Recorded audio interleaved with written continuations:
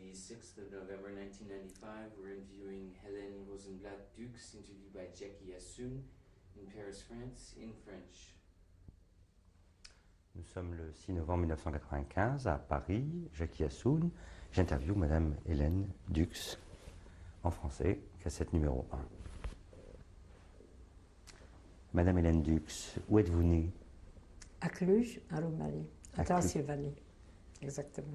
C'est la Transylvanie. Quand ça? En 1922. Vous avez une date plus précise? Oui, le 30 octobre 1922. Comment se passait votre enfance à Cluj?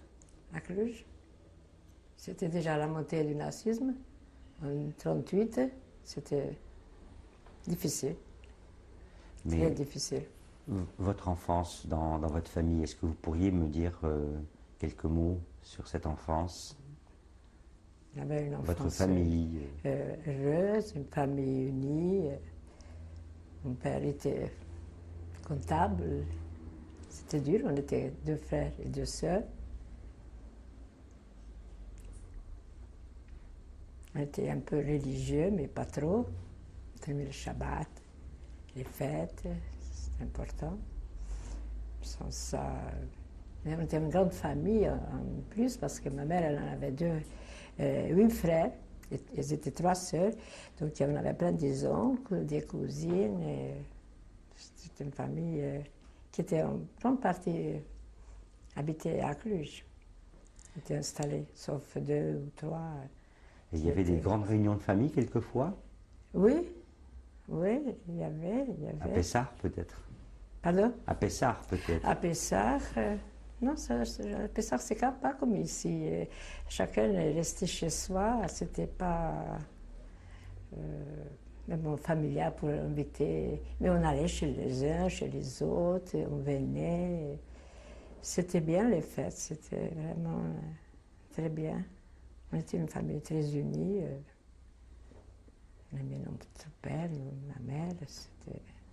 Est-ce que vous pourriez me parler de votre père et de votre mère? Oui. Avez-vous quelques anecdotes qui vous viennent en mémoire? Mon père, à la fin, quand les Allemands ont déjà... C'était la montée du nazisme, il a pris ça très au cœur. Je crois qu'il est mort en 1944, c'était la mort, la peur du nazisme, ce qui nous arrive, qu'il est mort comme ça, subitement. Mais c'était un père gentil, bien, il nous aimait bien, il nous gâtait quand il pouvait, mais c'était pas facile. On était aisés, mais pas trop aisés, c'était très dur. Je regarde souvent qu'ils ne vivent pas maintenant, qu'ils nous voient qu'on a ce qu'il faut, les anses, tout ce que... Eux, ils n'ont pas connu tout ça. Pas du tout, pas du tout. Et votre maman? Ma mère, c'était quelqu'un de très gentil. Elle était très bonne et c'était une très belle femme. On l'appelait dans la rue la belle femme. Assez passant, on disait. Et puis elle était adorable. Ça s'est parlé d'elle sans même lui dire un mot quand on est sorti des vagues. On ne se parlera jamais ça, je crois. Elle aidait, elle faisait n'importe quoi pour aider, pour que ce soit plus facile pour nous, qu'on puisse étudier. Elle était émancipée, c'était à l'époque, on ne donnait pas tellement les garçons, les filles, pour apprendre le métier, c'était quelque chose de pas très... Et elle a dit qu'elle ne veut pas qu'on reste à la maison, il faut que les garçons qu'ils apprennent le métier parce qu'aujourd'hui c'est très important. Elle s'est beaucoup occupée de nous. Mon père, il était occupé par son travail, il travaillait beaucoup, il rentrait tard, on venait les chercher. C'était un homme très instruit, il a fait la yeshiva à Presbourg, je sais pas, en Tchécoslovaquie, tout ça. Je me rappelle qu'une fois, les contrôleurs sont venus pour contrôler, lui il a travaillé, et puis ils ont dit qu'ils n'ont jamais vu une écriture pareille, par exemple. Ça, je me rappelle encore aujourd'hui. Et puis, on venait chez lui. J'avais un cousin qui venait des nuits entières. Il s'occupait beaucoup de lui. Il lui apprenait parce qu'il faisait aussi la comptabilité. C'était un homme qui savait beaucoup de choses. Il s'occupait de la comptabilité de la synagogue aussi. Non. Il ne s'occupait pas de ça parce que ces gens-là où il travaillait, c'était des fouleurs. Et à la maison, chez nous, il y avait des particuliers qui faisaient de la synagogue. Et il se trouve que mon père, il a travaillé là-bas. Et puis, pour les fêtes, on allait là-bas. Mais ce n'était pas vraiment une synagogue. Mais c'était souvent ça. La synagogue, il y avait chez nous en face, dans notre rue, il y avait un vrai rabbin, des vrais rabbins avec le Stramel, comme on dit, et tout ça. Mais là, c'était des gens normaux, comme mon père. C'était des gens très riches, d'ailleurs, pour l'époque. Des fourreurs, ils mettaient dans leur maison, tout ça. On était encore privilégiés par rapport à la misère qu'il y avait à l'époque.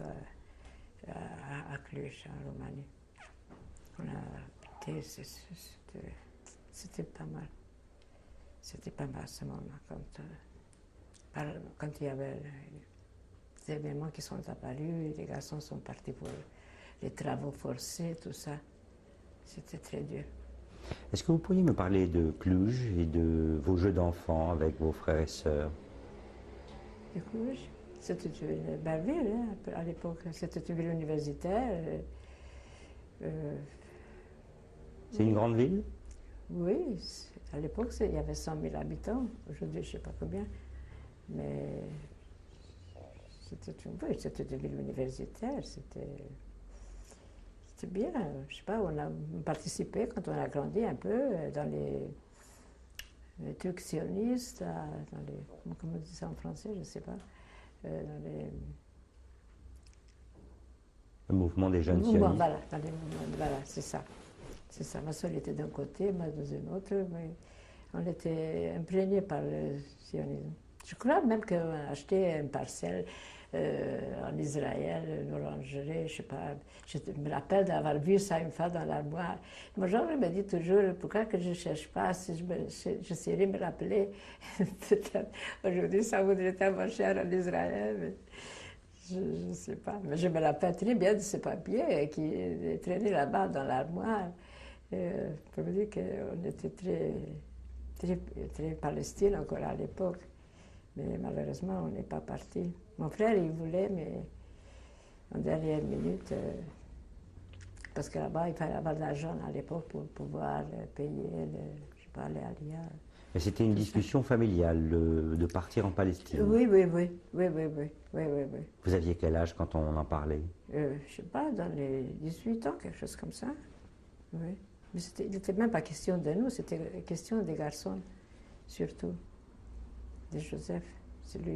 Son copain, d'ailleurs, il est parti et il vit en Israël. J'ai une photo maintenant de lui quand il était apprenti avec lui, que lui, il a retenu les photos. C'est ça. Quel autre souvenir avez-vous à nous raconter de cette enfance à Cluj? Y a-t-il quelque chose qui vous vient en mémoire, comme ça? Spécialement, je ne sais pas, j'avais des copines, j'avais des amis, il y avait des gens qui venaient chez nous, comme il y avait deux garçons, on avait plein de garçons qui passaient, qui venaient, qui rentraient. C'était bien. Je ne vois pas ici, c'est pas tout à fait pareil, mais je vois ma fille habite en Israël. C'est pas du tout la même chose. Alors, c'est des enfants. C'était plus convivial. Et l'école? L'école, c'était bien. Je me débrouillais bien. J'avais un frère lui, Joseph, lui, il ne voulait pas travailler. C'était terrible. Il était mignon, tout ça. Vous savez qu'est-ce qu'il est devenu comme homme d'affaires ici à Paris, mon vieux? Combien de fois on dirait qu'il n'a jamais travaillé, comment qu'il a réussi? Ça n'avait rien à faire. Mais après, d'un seul coup, il s'est mis. Il nous embêtait beaucoup, beaucoup. Il ne laissait pas les autres travailler. Il était vraiment terrible, mais il était très gentil. Il était très taquin. Ah oui, oui, oui. Il adorait ma mère. C'était un très bon frère. On l'a perdu là, il y a 20 ans déjà, très jeune. En plein, au fait de sa gloire, quoi. Vraiment, il était... Ouais, ben, j'avais un autre frère, c'est ça. C'était bien, je sais pas, c'est difficile de nous rappeler de ça, de l'école et tout ça. C'était... Non, on était des beaux élèves, sans plus. Peut-être on aurait été plus aisé, on aurait peut-être encore pu faire plus, mais c'était difficile, parce que tout était payant. C'était l'école juive, c'était difficile. À une époque, on était obligé de partir parce qu'on n'arrivait pas à payer pour les 4. On était allé dans l'école laïque, c'était pas un problème, on était tous intégrés. Donc dans un premier temps, vous avez été dans une yeshiva. Non, c'était une Talmud, c'était une école juive. Oui. Oui, pas yeshiva, c'était pas yeshiva. Elle s'appelait comment cette école juive? Le Talmud. Tarbout? Talmud, je crois. C'est comme ça, Emma? Talmud, voilà, c'est ça. Cette école juive avec des profs juifs et tout. Voilà, c'est ça. Et ensuite? Ensuite, on est parti dans une école laïque parce que c'était très difficile. C'était comme c'était non payant, c'était très difficile. Mais après, on s'est débrouillé. C'était bien, On n'a pas coupé pour autant avec les relations avec les autres. On était des amis, je sais pas, on avait plein d'amis, des garçons, des filles. C'était très bien. C'était très bien. Samedi, on sortait, on venait. Vous faisiez quoi en sortant le samedi? Pardon? Vous faisiez quoi? Oui, on allait se promener. Il y avait un parc et ça c'était la promenade du samedi, c'était chez Toté, ça s'appelait. Et puis on allait là-bas, c'était un coin de rendez-vous. Et puis en plus, le soir on allait, et en dernier on avait des profs, des réfugiés allemands. Il y avait une fille, je me rappelle, elle était très gentille, et qui... le soir, après l'école, tout ça, on apprenait l'hébreu. Elle nous apprenait l'hébreu en traduction avec l'allemand. Et par cœur. Encore aujourd'hui, je sais des passages que j'ai appris par cœur avec elle. Elle était adorable. Et après, on sortait après les cours et on s'amusait. J'ai une cousine en Israël avec qui vous sortez aussi le soir. Puis la dernière fois que j'ai rencontré, je dis est-ce que je rêve ou je ne me rappelle pas ou j'ai inventé ça. Et qu'après, quand on sortait de ces cours le soir, qu'on s'étordait, qu'on rentrait, on était tellement de bonne humeur. Mais des fois, elle me dit mais bien sûr, je me rappelle. On était marqués par ces soirées-là, comment c'était bien après les cours. Quand on riait, quand on rentrait, c'était... Je ne vois pas ça chez mes petits-enfants, des trucs comme ça qui sautent quand ils rentrent, bof, c'était bien, bof. C'est ça. Nous, on n'était pas si exigeants, ou je ne sais pas, c'était différent. On s'est contenté avec beaucoup moins, et on était très heureux, on s'amusait, on riait. Je te rappelle quand même que quand on rentrait, on éclatait de rire. Elle dit, comment que je me rappelle? Je ne vais pas raconter qu'est-ce qu'il y a. On l'a dit à fait parce que c'est pas très poli. On riait, on s'amusait, c'est vrai. C'est vrai, ça c'est juste dans mes souvenirs. Et même, il y a des trucs dans ces prières, je ne suis pas pratiquante, mais qui pour tout ça, Rosh Hashanah, je ne voyage pas, je reste dans la synagogue. Je me reste debout, je ne m'assois jamais. Pendant toute l'année, je fais rien. Hein. Ce n'est pas caché chez moi, malheureusement. Rien. Mais pour, je fais ma prière du matin au soir, debout. Je ne m'assois même pas. Comme ma mère elle faisait. C'est ce que faisait votre mère? Oui, elle ne s'asseyait pas. Et des fois, ma voisine, j'ai une voisine là-bas en Israël, parce que pour les fêtes, on va là-bas, et elle me dit, mais asseyez-vous. Elle parle français parce que je ne parle pas l'hébreu. Et je dis, non, je m'assois. Mais je me suis habituée. c'est pas fatigant pour moi. Ça, je tiens. Je pense que tant que je pourrais rester debout, je resterai. Et dans cette enfance et adolescence heureuse que vous étiez, y avait-il quelques nuages? Ah oui, c'était la montée du nazisme, c'était affreux. Comment- C'est quand on était déjà obligé de porter l'étoile, il fallait quand même vivre, et comme on s'est caché, qu'on l'a mis, c'était quelque chose. Avant que vous portiez l'étoile, y avait-il des périodes où vous avez ressenti un antisémitisme particulier? Oui, tout à fait. Comment ça se passait? Très mal, très mal. Mais on lisait beaucoup des journaux.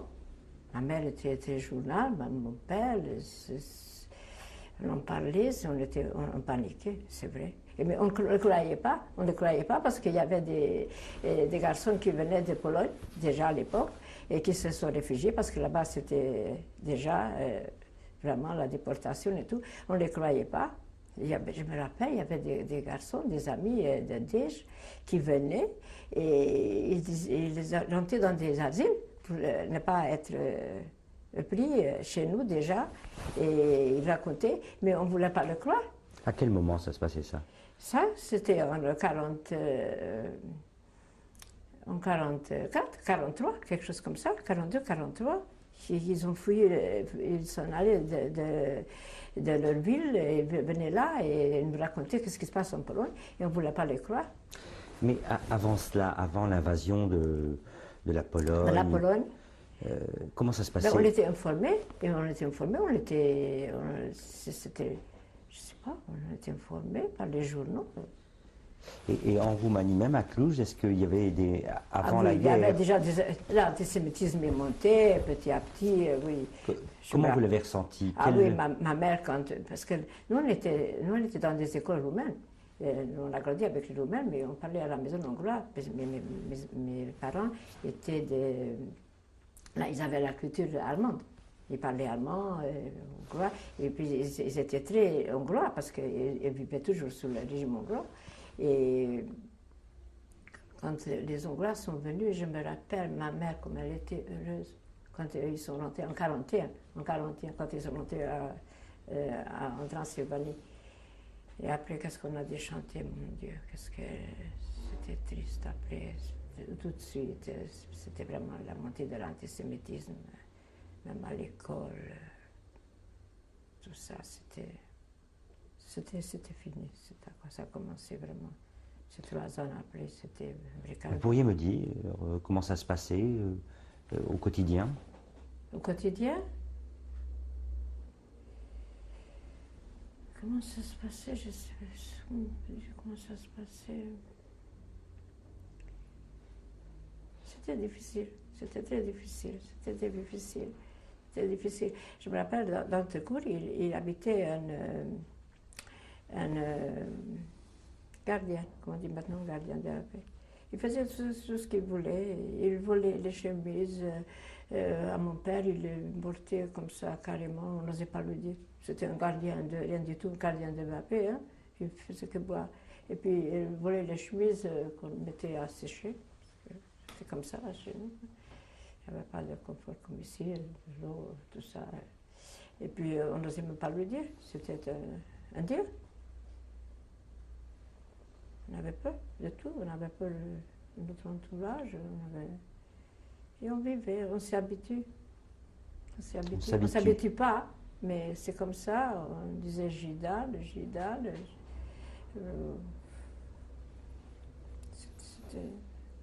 C'était très difficile. C'était déjà très difficile. C'est vrai. On n'en parlait que de ça. On était vraiment très préoccupés de ça. En 1939, il y a la déclaration de guerre, l'Allemagne envahit la Oui, Pologne. ouais. Comment ça se répercute en Roumanie, à Cluj? Vous l'apprenez par les journaux? Par les journaux, mais on n'avait pas de radio. Je me rappelle, à la fin, juste avant la guerre, quand déjà Quand mon père était mort dans la dernière année, on a acheté une radio, on n'en avait pas. C'était les journaux, mais il y avait plein de gens qui ont fui la Pologne qui venaient. Il y avait vraiment plus de va-et-vient que la normale. Et puis ils venaient, ils se cachaient, ils venaient, ils nous racontaient, ils étaient contents qu'on les recevait, qu'on leur donnait à manger, qu'on discutait. Et ils nous disaient partez, partez, partez, partez. Et puis on ne partait pas. On partait pas. On voulait partir. Ma mère, elle était très prévoyante. Parce que mon père, il est mort en 1944. Et quand elle a vu vraiment qu'est-ce qui se passait, ce qui n'était pas encore, et elle voulait vraiment à 7 km de Cluj, et c'était la frontière avec la Roumanie. À 7 km, pas plus. C'est combien d'ici, je ne sais pas, jusqu'à Port-d'Ivry, ou je ne sais pas, quelque chose comme ça. Hein? Même pas jusqu'à Champigny.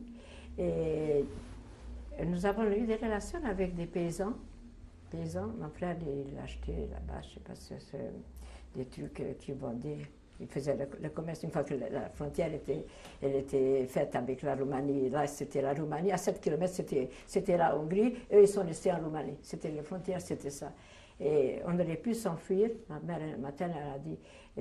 j'avais un oncle qui habitait pas très loin de chez nous, qui venait à la synagogue le matin, là-bas, chez le rabbin. Et ma mère l'a guetté un matin. Ces deux filles, elles sont tombées. Nous sommes restés ensemble. Et matin, lui, il était là avec sa famille et tout. Mon père était déjà mort. Et elle lui a demandé conseil, parce que comme elle était avec nous, les garçons étaient déjà partis pour les travaux forcés. Et sinon, on pouvait peut-être s'en aller, parce qu'on avait l'occasion de s'habiller en paysans. Et les paysans nous se sont proposés de nous emmener 7 km, pas plus.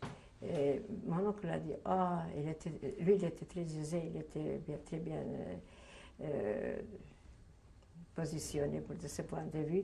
Il avait aussi 2 filles et puis un garçon. Les 2 filles sont devenues avec nous, on était jusqu'à bout ensemble. Il a dit, mais non, qu'est-ce que tu vas te compliquer la vie, et ça va s'arranger, tout ça. Et puis elle est revenue, elle a dit que, Mendel a dit qu'il ne faut pas qu'on reste. Et puis voilà, quelques mois après, c'était... Pour vous dire que pourtant son frère, c'était un homme très ouvert et pas n'importe qui. Hein. Et puis on est resté, on s'est laissé emmener comme des... C'était une situation difficile dans laquelle il fallait discerner. Oui, et lui non plus, il ne les a pas envahis. Il voulait bien envoyer son garçon en Israël, et en fin de compte, maintenant elle me raconte, ma cousine, que aussi il voulait, parce qu'eux, ils avaient les moyens d'aller en Palestine à l'époque. Mais ils ont eu une pitié de leur mère, parce que leur mère s'est mise à pleurer, des trucs comme ça. Et... Voilà, avec toute la fortune qu'ils avaient, tout ce qui c'était la même chose que pour nous.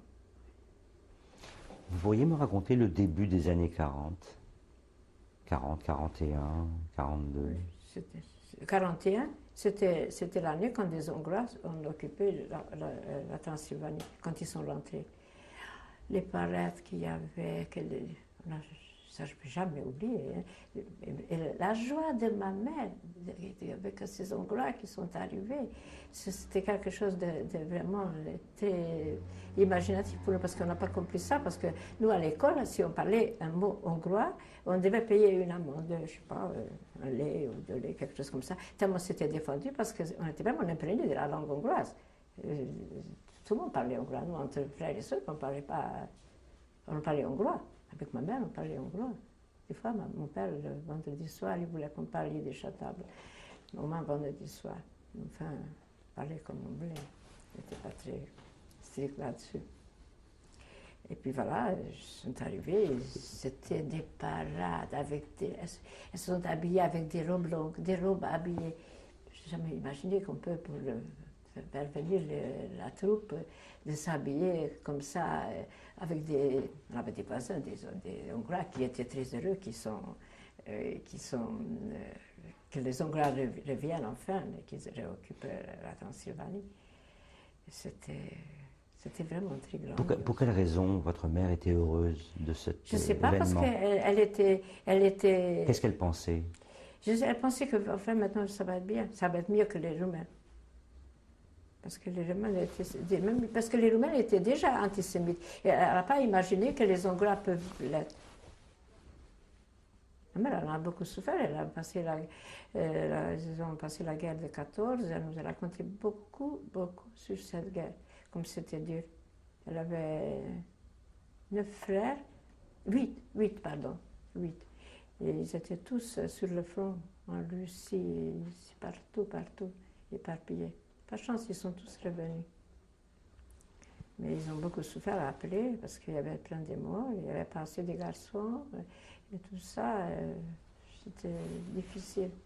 On m'a raconté quand un jour elle avec mon père, je ne sais pas, il rentrait là-bas et puis il a dit, tiens, c'est vrai que celui-là, je pense que je me marierai avec lui. Parce que c'était vraiment très difficile parce qu'il y avait beaucoup de tués. Et il y avait beaucoup plus de femmes que des... Et puis voilà, ça s'est fait. Donc les Hongrois envahissent la Transylvanie, Oui. Ils sont dans Cluj. Oui. Et peu après, ça n'a pas trop duré, hein, la lune de miel. Hein. Peu après, il a fait le pacte avec Hitler, Horthy.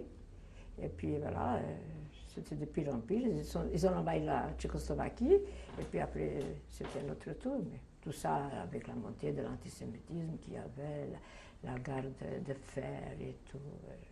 C'était... On ne sortait plus le soir, c'était avant on sortait, on venait, on était élevés, on allait le soir, on venait, nos parents nous faisaient confiance. C'est pas comme ici, c'est plus difficile, il n'y avait pas encore cette drogue, ces trucs comme il y a ici. Donc ces jeux d'adolescents où vous sortiez le soir, tout ça c'est fini? Ah oui, c'était fini, on n'osait plus sortir le soir comme avant, bien sûr. Pour quelle raison précise? Ben, on a eu peur. Il y avait des manifestations antisémites. Il y avait. Comment ça se passait? Vous en rappelez? Pas tellement, spécialement. Peut-être que je n'étais pas spécialement mais concernée à l'époque. Je ne me rappelle pas, mais je sais que c'était, je me rappelle. L'atmosphère en soi, c'était très, c'était des fois presque insupportable. Mon père, il était d'une nature très gai, il avait beaucoup d'humour et tout. Et d'un seul coup, il est devenu très triste. Il a pris ça tellement en cœur. Je crois qu'un soir, il est mort comme ça en 2 minutes. Et je crois que c'est ça qu'il a... Donc vous avez vu la tristesse envahir la maison? Oui. Dans cette situation lourde? Il voyait la terreur qui nous attend. Il le sentait. Il y avait des Allemands. Avec les Hongrois, après, ils sont arrivés les Allemands. Hein. Cette peur qu'on fallait se cacher, tout ça. C'était quand on voyait un officier, c'était vraiment l'horreur. La terreur. Ah oui, la terreur. Ouais. Et vous saviez pourquoi? Vous saviez ce qui se Oui, on passait? savait, oui, on était informés par les journaux. Chez nous, on lisait des journaux. Hein. Je ressemble à ma mère, je dévoile les journaux, des magazines, les livres. C'était quand le type passait le soir avec le journal. Mon père amenait des journaux. Et dans les jeunesses sionistes, ça discutait? Oui, ça discutait, mais pas trop. Bien sûr, on nous incitait de partir, mais c'était pas encore tellement la vogue. Moi, j'avais des cousins, beaucoup plus âgés que nous, des cousines, qui sont partis en Israël, parce qu'ils ont vraiment participé à l'époque à ces mouvements sionistes déjà dès le début. Ils ont tous... il y a encore un qui est en vie en Israël. Mais il y a 4-5, un cousin. D'abord, je suis allée lui rendre visite à Arad, maintenant quand j'y étais. J'étais tout contente de me voir. Ouais. Et ils sont partis, je ne sais pas, en 34, quelque chose comme ça, 35, 32, quelque chose comme ça. Ils étaient plus âgés que nous. Mais...